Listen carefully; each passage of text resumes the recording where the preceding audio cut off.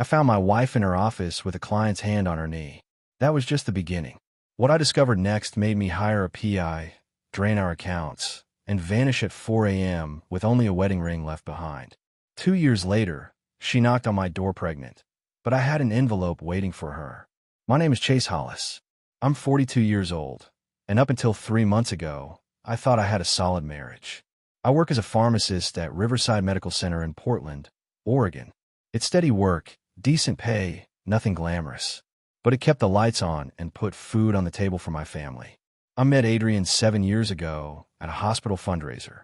She was an operations manager at the Grandview Hotel. Confident, sharp, beautiful. She had a 3-year-old son named Dylan from a marriage that ended badly. Her ex bailed when Dylan was a baby and never came back. I didn't care. The moment I met that kid, something clicked. Within months, I was the one teaching him to ride a bike, helping with homework, tucking him in at night. He became my son in every way that mattered. Adrienne and I got married a year later. Life was good, or so I thought. She worked long hours at the hotel, late nights, weekend conferences, business dinners. I trusted her completely. That was my first mistake. The truth hit me on a Tuesday night in late September. I'd finished my shift and decided to surprise Adrienne with her favorite coffee. She'd mentioned a late vendor meeting, and I figured I'd brighten her evening. I pulled into the Grandview's parking garage around 7:30. The building was quiet, just a few guests in the lobby. I took the elevator to the 3rd floor where the offices were located. Light spilled from under her door. I was about to knock when I heard her laugh. Not her professional laugh, something softer, more intimate. Then a man's voice, low and familiar. I opened the door without thinking. Adrienne was perched on her desk, skirt hiked up, leaning close to a man I recognized. Michael Garrett, one of the hotel's biggest clients. His hand rested on her knee. They were inches apart, eyes locked. The coffee cup slipped from my hand and hit the floor. Dark liquid spread across the carpet. They both froze. Adrienne's face went white, then red. She scrambled off the desk, words tumbling out. Chase, this isn't. We were just. I didn't wait to hear the rest. I turned and walked out, my heart hammering in my chest. Behind me, her heels clicked frantically as she called my name. I didn't stop. I made it to the elevator and rode down in silence, my mind racing, but my body numb. That night, I drove around for hours. I didn't go home until past midnight. When I finally walked through the door, Adrienne was waiting in the living room, eyes red from crying. She started talking immediately. Explanations, excuses, apologies. I held up a hand. I don't want to hear it tonight. She blinked, confused. Chase, please. Tomorrow, I said quietly. We'll talk tomorrow. But I already knew there was nothing left to talk about. The marriage was over. I just needed time to figure out my next move. The next morning, I called in sick to work. First time in 3 years.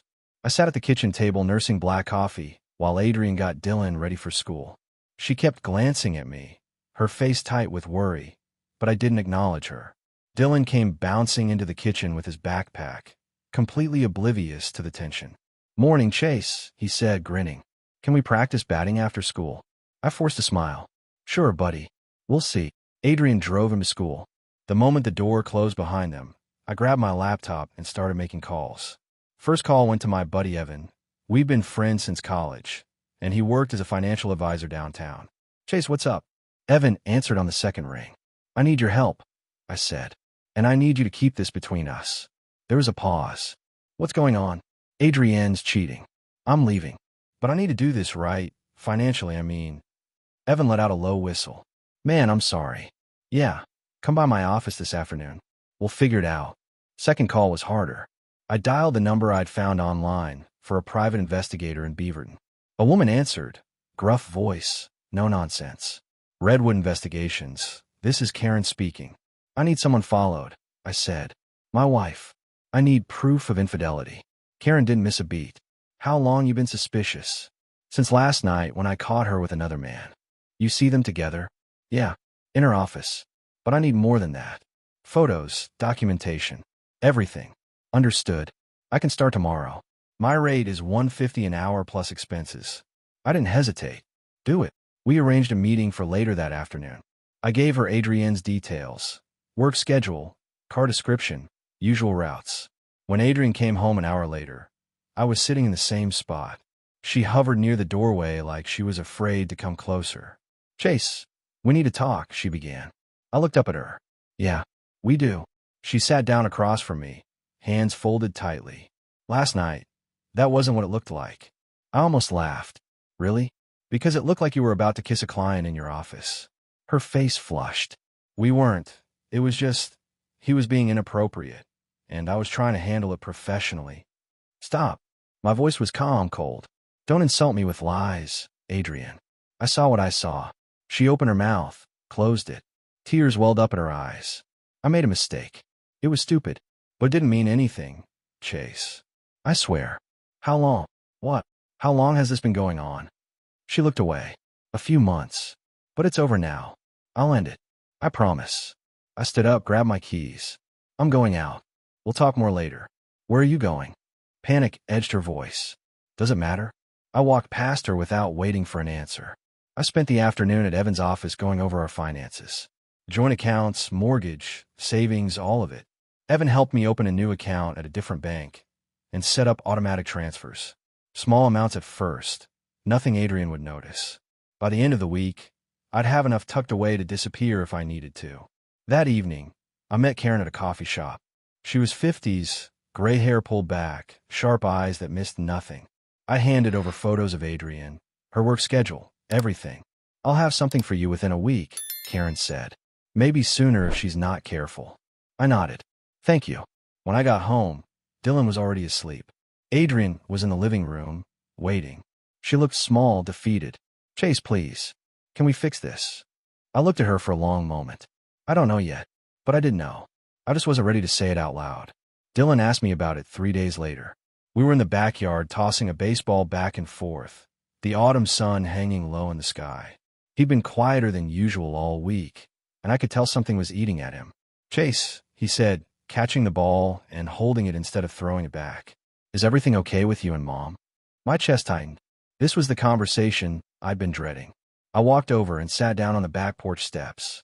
Dylan followed, sitting beside me. What makes you ask that, bud? He shrugged, staring at his sneakers. I don't know. You guys don't talk as much. And Mom seems sad all the time. Did I do something wrong? No, I said firmly, putting a hand on his shoulder. Dylan, listen to me. Whatever's going on between your mom and me, it has nothing to do with you. You didn't do anything wrong. You hear me? He nodded, but didn't look convinced. I chose my words carefully. Sometimes adults have problems they need to work through. But no matter what happens, I want you to know something. I love you. You're my son in every way that matters. That doesn't change. Dylan looked up at me, his eyes shiny. Promise. I promise. He threw his arms around me, and I hugged him tight, my throat burning. This kid deserves so much better than what was coming. But I couldn't protect him from it. All I could do was make sure he knew he mattered. That night, after Dylan went to bed, I sat at my desk and wrote him a letter. It took me 2 hours and 3 drafts to get it right. I explained that I was leaving, not because of him, but because his mom and I couldn't stay together. I told him I loved him. I told him that when he was older, if he wanted to find me, I'd be waiting. I sealed the letter in an envelope, wrote, for Dylan, open when you're 18 on the front, and locked in a fireproof safe I kept in the garage. Then I called my lawyer. Susan Patel ran a small family law practice in downtown Portland. Evan had recommended her, said she was sharp and discreet. I met her the next afternoon. Susan was in her 40s, no nonsense, with graying hair and piercing brown eyes. She listened without interrupting as I explained the situation. So you want a clean divorce, she said when I finished. No custody battle, since Dylan isn't biologically yours. You just want out. Yes, but there's one more thing. I pulled out a folder I prepared. I want to set up a trust fund for Dylan. For college. I don't want Adrian to have access to it. Only Dylan, when he turns 18. Susan raised an eyebrow. That's generous, considering. He's a good kid. None of this is his fault.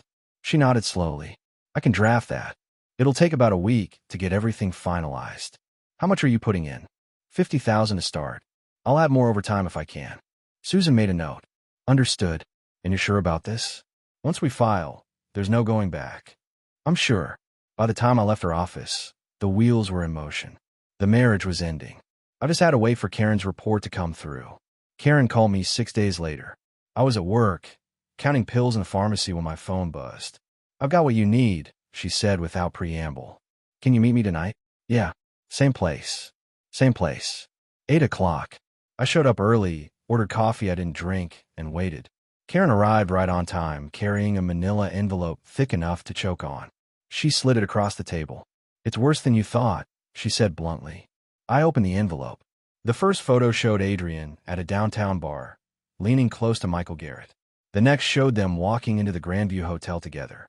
Then another of them, leaving 2 hours later, Adrienne's hair messy, her expression relaxed. But it didn't stop there. There were more photos, different men, different locations. A guy I didn't recognize at a restaurant in the Pearl District. Another man, younger, meeting her at a gym I'd never heard of. Timestamps on the photos showed this had been going on for months. "She's been busy," Karen said, her tone clinical. 3 different men that I could confirm. Probably more I didn't catch. I felt cold. Not angry, just cold. How long has this been going on? Based on what I dug up, at least 6 months. Maybe longer. I closed the envelope and looked at Karen. "Thank you. Send me your final invoice." She nodded. "For what it's worth, I'm sorry.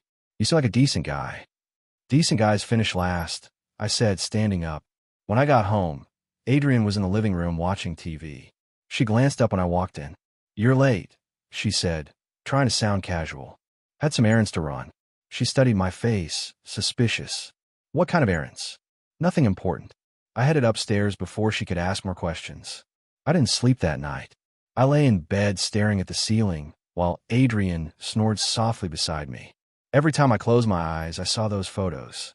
Not just the betrayal, but the pattern, the calculation. She hadn't made a mistake. She'd made a choice. Over and over again. By morning, I made my decision. It was time to move forward. I called Susan Patel as soon as I got to work. "I've got the evidence," I told her. "Let's file." "I'll have the papers ready by end of week," Susan said. "Once we file, she'll be served." "Are you prepared for that?" "Yeah," I said.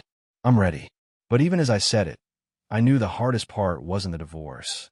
It was what came next, telling Dylan. Walking away from the kid I'd raised as my own. That was going to haunt me for the rest of my life. Still, I couldn't stay. Not in this house. Not in this marriage. Not in this city. I had to disappear. And soon. The next 2 weeks felt like living in slow motion. I went to work, came home, smiled at Dylan, and avoided Adrienne as much as possible. She knew something was wrong, but didn't push. Maybe she thought if she kept quiet, I'd eventually forgive her. She was wrong. During my lunch breaks, I met with Susan to finalize the divorce papers. She drafted everything. Division of assets, the trust fund for Dylan, everything. We'd been smart about our finances early on. The house was in both our names, but I'd been the one making the mortgage payments. Our joint savings account had about $30,000 in it. I'd already moved half into my new account. "Once we file and she's served, you need to be gone," Susan told me during our last meeting. "If you stick around, she'll make this messy. Trust me, I'm already working on it," I said. And I was. I'd been quietly applying for pharmacy positions in other states. Texas seemed promising. Good pay, lower cost of living, and far enough from Oregon that Adrienne wouldn't think to look there. I had 3 interviews lined up, all phone calls scheduled for the following week. At home, I started packing. Nothing obvious, just things Adrienne wouldn't notice. Old photos, important documents, a few sentimental items my dad had given me before he passed. I packed them in boxes and stored them in the garage, hidden behind old camping gear. Dylan noticed, though. Kids always do. "Why are you putting stuff in boxes?" he asked one evening, standing in the garage doorway. "Just organizing," I said. "You know how messy I can get." He didn't look convinced, but he didn't push. Instead, he walked over and helped me tape up a box. We worked in silence for a few minutes. "Chase," he said quietly. "Yeah, bud. If you leave, can I still call you?" My throat went tight. I set down the tape and looked at him. "Dylan, if I leave, it's not forever. When you're older, when you can make your own choices, you can find me. I promise." "But I want to talk to you now," he said, his voice breaking. I pulled him into a hug. I know. But sometimes life doesn't work the way we want it to." He cried into my shirt, and I held him until he stopped. When he pulled away, he wiped his eyes and nodded. "Okay," he said. "I'll wait." That night, I couldn't sleep. I kept thinking about Dylan, about the life I was about to walk away from. But I also thought about the photos Karen had given me. The lies. The betrayal. Adrian had made her choices. Now I was making mine. 3 days later, Susan called. Papers are ready. We're filing tomorrow morning. The server will deliver them to Adrian at her office tomorrow afternoon. You need to be gone by then. I will be, I said. That night, I loaded the last of my boxes into my truck. Adrian was working late, some event at the hotel. Dylan was at a friend's house for a sleepover. It was the perfect window. I walked through the house one last time, turning off lights, locking doors. I stopped in Dylan's room and looked at his baseball trophies, his posters, the drawings he'd made in art class. I left an envelope on his pillow, just a note telling him I loved him and that he could keep the baseball glove I'd bought him last summer. Then I got in my truck and drove away. I didn't look back. By 4 a.m., I was already 200 miles south on Interstate 5. The roads were empty, just the hum of my truck and the occasional semi passing in the opposite direction. My phone buzzed a few times, texts from Adrian asking where I was, but I ignored them. Around noon, I crossed into California. I pulled into a rest stop near Redding and checked my phone. 15 missed calls from Adrian, 10 texts, 3 voicemails. I didn't listen to them. Instead, I called Evan. Chase, where the hell are you? He answered immediately. Heading to Texas. Susan filed the papers this morning. Adrian should have been served by now. Evan let out a long breath. Man, she's been blowing up your phone. She called me twice already. She's losing it. That's not my problem anymore. What about Dylan? I swallowed hard. I left him a note. And the trust fund is set up. He'll be taken care of. Evan was quiet for a moment. You're doing the right thing, Chase. I know it doesn't feel like it, but you are. Thanks, man. Where in Texas are you headed? Austin. I've got a job interview lined up at a pharmacy there. If that doesn't work out, I'll figure something else out. Good luck. And Chase, don't look back. I hung up and got back on the road. Over the next 3 days, I drove straight through, stopping only for gas and quick naps in rest areas. My phone kept buzzing. Adrian, her parents, even a few of her friends, but I didn't answer. I'd changed my number the moment I crossed the state line. When I finally rolled into Austin, the city felt like a different world. The air was warm and dry, the sky impossibly blue. I checked into a cheap motel off South Congress and slept for 12 hours straight. The next morning, I woke up to a new message from Susan. Adrian hired a lawyer. She's contesting the divorce. This might get messy. I called her back immediately. What does that mean? Susan's voice was calm. It means she's going to fight. She'll probably try to claim you abandoned the marriage or that you owe her spousal support. But we've got the evidence of her infidelity. She doesn't have a leg to stand on. How long will this take? Could be a few months. Maybe longer if she drags it out. But Chase, you did everything right. You documented everything.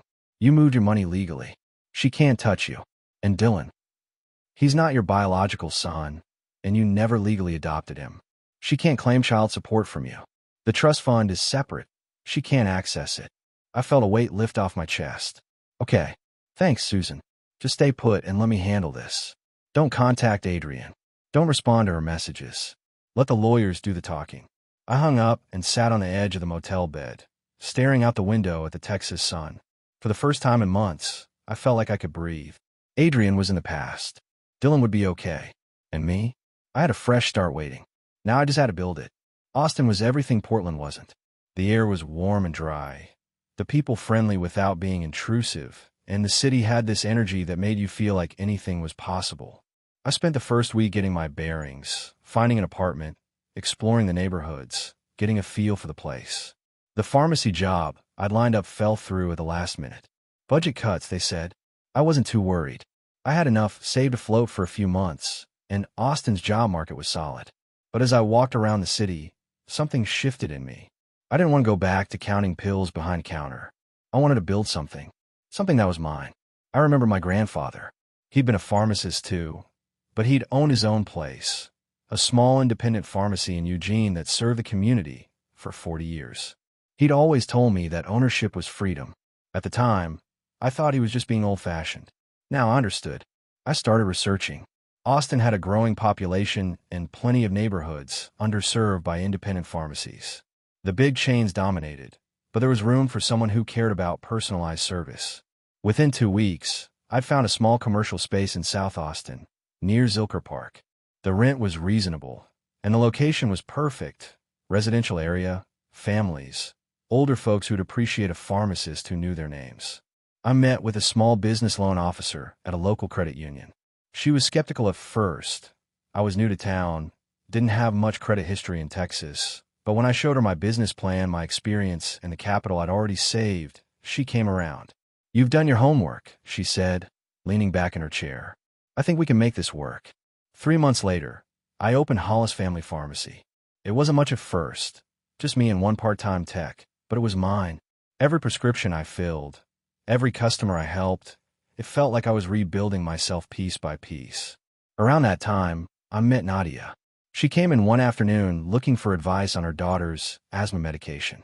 She was warm, genuine, and had this easy laugh that made me smile for the first time in months. We started talking, and before I knew it, an hour had passed. "You really care about this stuff, don't you?" she said, smiling. "Yeah," I said. "I do." She came back a week later, then again the week after that. Eventually, I worked up the nerve to ask her to coffee. She said yes. Nadia was a nurse at Dell Children's Medical Center. She was 35, had a daughter from a previous relationship, and understood the demands of healthcare. She didn't ask too many questions about my past, and I appreciated that. When I finally told her about Adrian, about Dylan, she just listened. "You did what you had to do," she said quietly. "That takes strength." We took things slow, but within 6 months, we were inseparable. Nadia grounded me in a way I didn't know I needed. She reminded me that not everyone was like Adrian. That trust was still possible. Meanwhile, the pharmacy was thriving. Word spread fast in South Austin about the guy who actually took time to explain medications and didn't rush you out the door. I hired another tech, then a second pharmacist. Within a year, I was looking at opening a second location. Life was good, better than good. I'd built something real from nothing, and I'd found someone who saw me for who I really was. But in the back of my mind, I always thought about Dylan. Wonder how he was doing. Hoped he remembered me, and hoped that someday, when he was ready, he'd find his way back. 2 years had passed since I left Portland. 2 years since I'd walked away from Adrian and the life we'd built. In that time, I'd become a different person. Stronger, more focused. The pharmacy was doing well, 2 locations now, with a third in the works. Nadia and I had gotten married in a small ceremony overlooking Lake Travis. Life felt stable in a way it never had before. I was in my home office one Saturday morning, reviewing inventory reports, when the doorbell rang. Nadia had taken her daughter to soccer practice, so the house was quiet. I wasn't expecting anyone. I opened the door and froze. Adrian stood on my porch. She looked different. Thinner. Tired. Her hair was pulled back in a messy ponytail, and there were dark circles under her eyes. For a moment, neither of us spoke. "Chase," she finally said, her voice shaky. I didn't respond. I just stood there, my hand still on the doorknob, staring at the woman I'd spent 7 years with and 2 years trying to forget. "Can I come in?" she asked. I stepped aside without a word. She walked past me into the living room, her eyes scanning the space. The modern furniture, the photos of Nadia and me on the mantel, the life I'd built without her. "Nice place," she said quietly. "What do you want, Adrian?" My voice was flat, emotionless. She turned to face me, wringing her hands. "I needed to see you. To talk to you. We have nothing to talk about." "Chase, please. How did you even find me?" She hesitated. "It wasn't easy. I hired someone. A private investigator. It took months, but..." "You hired someone to stalk me?" I felt a flicker of anger, but I kept it controlled. "I needed to find you," she said, her voice rising. "You just disappeared. You left without a word. Do you have any idea what that did to me? To Dylan?" "Don't," I said sharply. "Don't you dare bring Dylan into this." Her eyes filled with tears. "He asks about you all the time. He misses you." I turned away, my jaw tight. "You should go. Chase, I'm pregnant." The words hit me like ice water. I turned back slowly, staring at her. "And I already had your child," she added quickly. "Dylan, you raised him. You were his father. And now I'm pregnant, and I thought you should know." I walked to my desk, opened the bottom drawer, and pulled out the thick manila envelope Karen had given me 2 years ago. I kept it, not out of spite, but as a reminder of who Adrian really was. I handed it to her. "Open it." She looked confused but took the envelope. When she opened it and saw the photos, her face went pale. Photo after photo of her with different men. Hotels, bars, restaurants, all time-stamped, all documented. I know everything, Adrian, I said coldly. Every lie, every man, every hotel room. So don't stand in my house and try to manipulate me with a pregnancy that sure as hell isn't mine. She dropped the envelope, photos scattering across the floor. Chase, get out. Please, I need help. I don't have anywhere to go. The hotel fired me. I lost the house. That's not my problem. She dropped to her knees, grabbing my arm. Please, I'm sorry. I made mistakes, but I'm pregnant, Chase. I can't do this alone. I pulled my arm free and stepped back. Then I pulled out my phone and dialed. What are you doing? She asked, panic flooding her voice. Calling the police. You're trespassing. No. Chase, please. The operator answered. 911. What's your emergency? I need to report a trespasser at my residence, I said calmly, my eyes never leaving Adrian. The police arrived within 10 minutes. 2 officers, a woman in her 30s and a younger guy who looked fresh out of the academy. They stepped into my living room where Adrian was still on her knees, sobbing uncontrollably, mascara streaking down her face. Sir, what's the situation here? The female officer asked, her hand resting casually on her belt. This woman showed up at my house uninvited, I said calmly. I asked her to leave. She refused. She's trespassing. Adrian looked up, her eyes wild with desperation. Officer, please. I'm pregnant. He's the father. I just need help. The officer glanced at me. Is that true, sir? No, I said flatly. We've been divorced for 2 years. I have documentation proving she was unfaithful during our marriage. Whatever situation she's in now has nothing to do with me.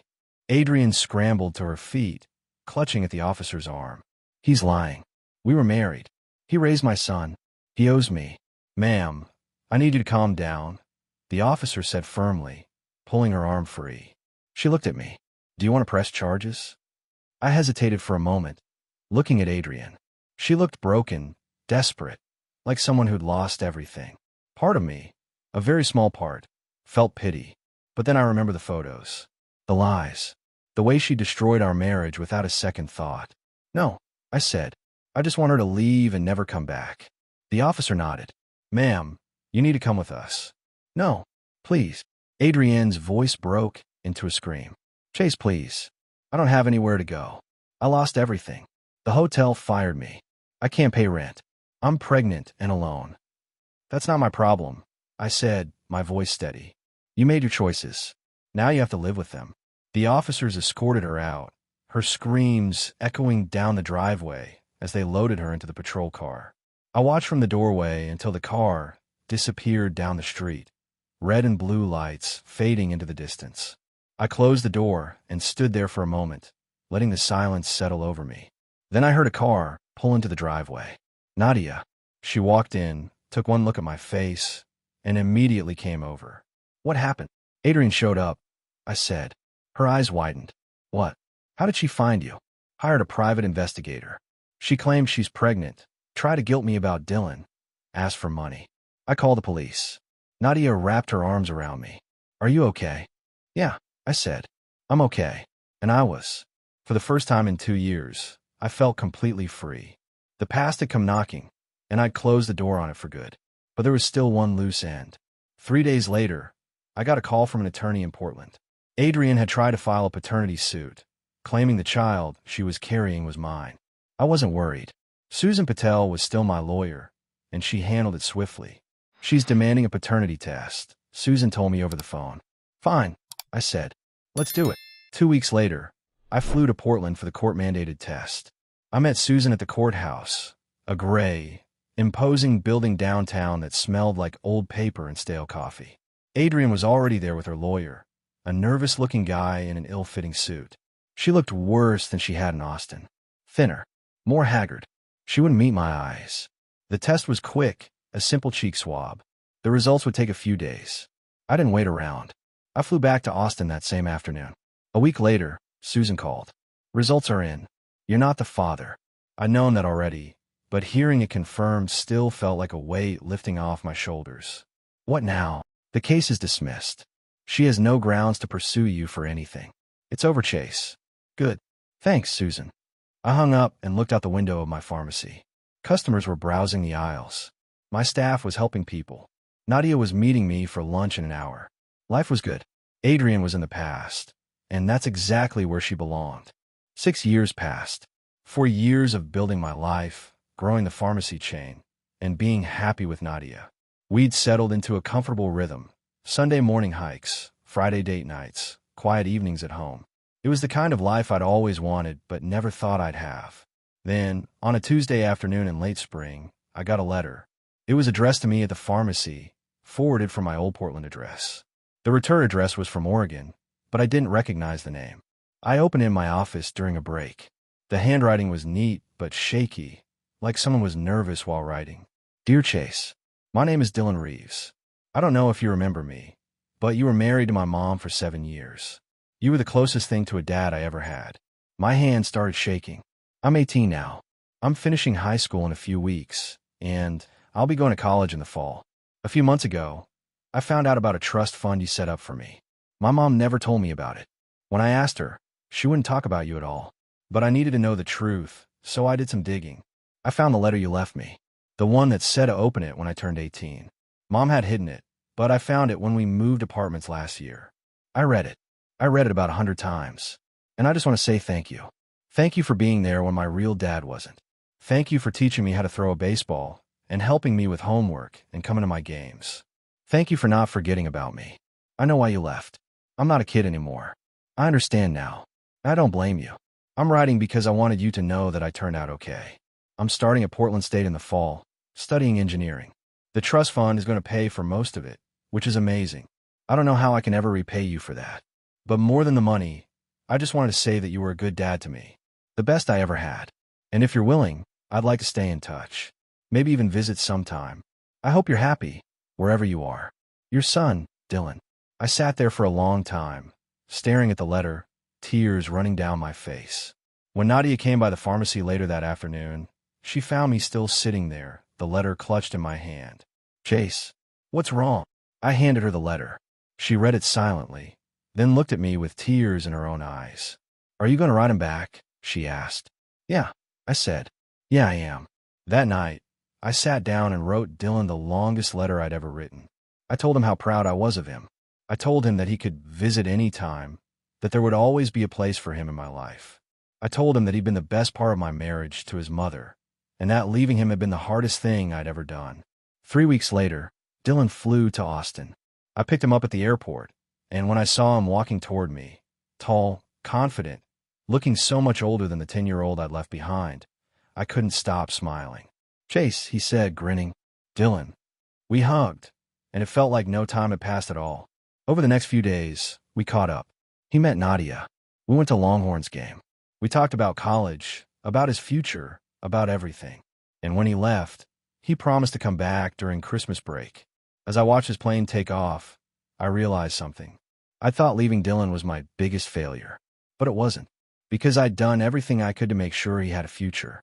And now, he was back in my life. Not because I'd forced it, but because he'd chosen it. Life had a funny way of working out. Adrian was gone, lost to whatever consequences her choices had brought. But Dylan was thriving. And that was all that mattered. I drove home to Nadia, to the life I'd built, to the future that was finally, truly mine. And for the first time in years, I felt complete.